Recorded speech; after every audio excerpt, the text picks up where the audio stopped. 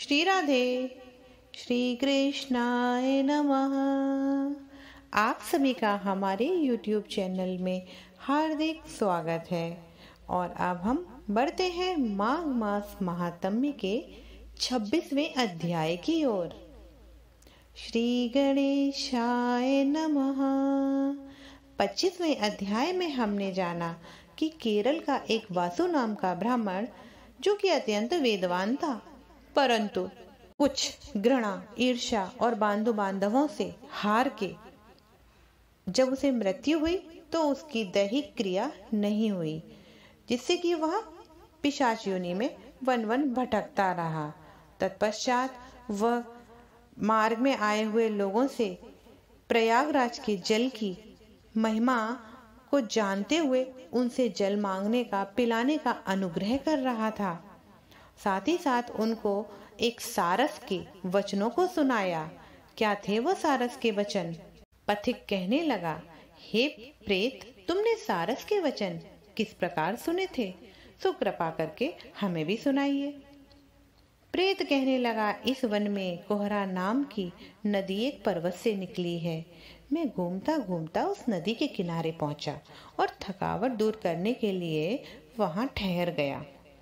कुछ समय पश्चात वहां पर लाल मुख, तीखे दांत वाला एक बड़ा सा बंदर वृक्ष से उतरकर नदी में जाते हुए देखा, जहां पर एक सारस सोया हुआ था। उस चंचल बंदर ने कई पक्षियों को देखकर उस सारस को दृढ़ता से पैरों से पकड़ लिया। सब पक्षी तो वहां से चले गए, परंतु सारसी भयभीत होकर विलाप कर रही थी। वह वहीं रुक गई। नींद के कारण भय से दूर होकर नेत्र खोलकर जब सारस ने बंदर की ओर देखा तो मधुर वाणी से कहने लगा, हे बंदर, तुम बिना किसी अपराध के मुझे क्यों दुख देते हो? इस संसार में राजा भी केवल अपराधियों को दंड देता है। तुम्हारे जैसे श्रेष्ठ प्राणी किसी को पीड़ा देते अच्छे नहीं लगते। हम अहिंसक और दूसरे कर्मों को नहीं देखते। जल की काई खाने वाले, आकाश में उड़ने वाले, वन में रहने वाले और अपनी स्त्री से प्रेम करने वाले, दूसरों की स्त्री को त्यागने वाले, दूसरों की बुराई से दूर रहने वाले, चोरी न करने वाले, बुरों की संगत से वर्जित, किसी को कष्ट न देने वाले। सो इस प्रकार मुझ निरपराधी को हे बंदर छोड़ दो। मैं तुम्हारे पहले जन्म के वृतांत को जानता हूँ।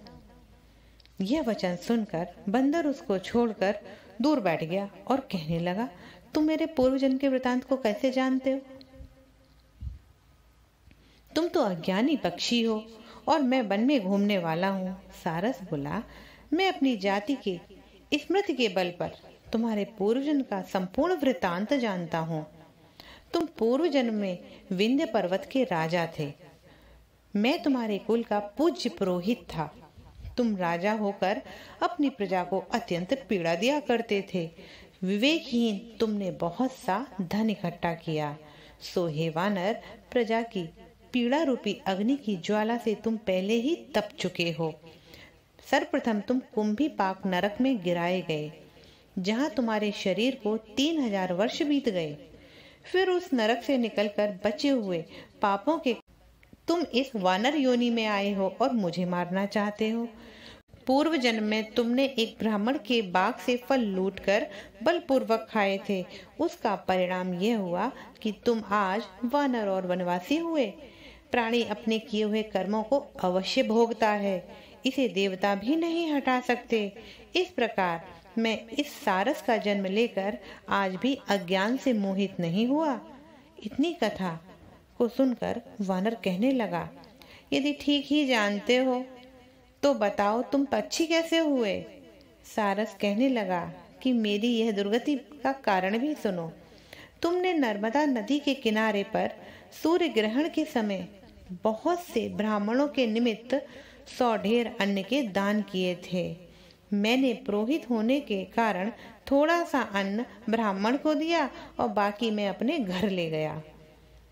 इन ब्राह्मणों के द्रव्य का अपहरण करने से पाप इस ब्राह्मण के द्रव्य का अपहरण करने के पाप से मैं पहले कालसूत्र नरक में गया, फिर रक्त कर्दम नरक में जहाँ बड़े बड़े कीड़े थे, रक्त और पीप भरा हुआ था, नाभि से सिर तक पीप चाटता हुआ दुर्गंध वाले नरक में कीड़ों आदि से यातना भोगता रहा। मैं उस नरक के दुख का वर्णन नहीं कर सकता।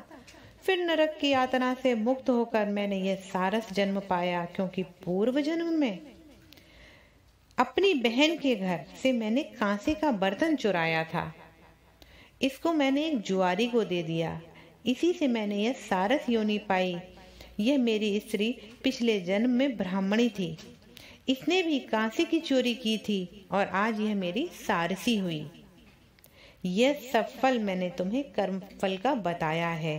अब भविष्य की बात सुनो। अब मैं, तुम और यह मेरी स्त्री भी हंस होंगे और कामरूप देश में सुख से निवास करेंगे। इसके पश्चात गौर योनि में फिर दुर्लभ मनुष्य योनि को हम प्राप्त करेंगे। इसमें मनुष्य पाप और पुण्य दोनों ही कर सकता है। इस प्रकार यह संपूर्ण शिव की माया है, जिसे संपूर्ण जगत मोहित हो रखा है। न केवल हम परंतु संसार के सभी जीव प्रवृत्त मार्ग में फंसकर अच्छे और बुरे कर्म करते हैं और बाद में उनका फल भोगते हैं। इसलिए प्राणियों को सदैव धर्म का सेवन करना चाहिए, आचरण से विभक्त नहीं होना चाहिए। देवता, असुर, व्याग, कीड़े मकोड़े सभी से कंटक रूपी मार्ग नहीं छूटता। इसी कारण बड़े बड़े महात्मा भी कर्म फल को टाल नहीं सकते। इस उपाय से बुद्धि को इसे बदल नहीं सकते। ऐसा विचार करके आनंद पूर्वक धैर्य धरकर विचरते हुए काल की प्रतीक्षा करो। तब बानर बोला, पहले जन्म में मैं तुम्हारी पूजा करता था और तुम मुझको प्रणाम करते। तुम जाति के स्मरण से मेरे पूर्व जन्म के वृतांत को जानते हो। आनंद पूर्वक रहो, तुम्हारा कल्याण हो।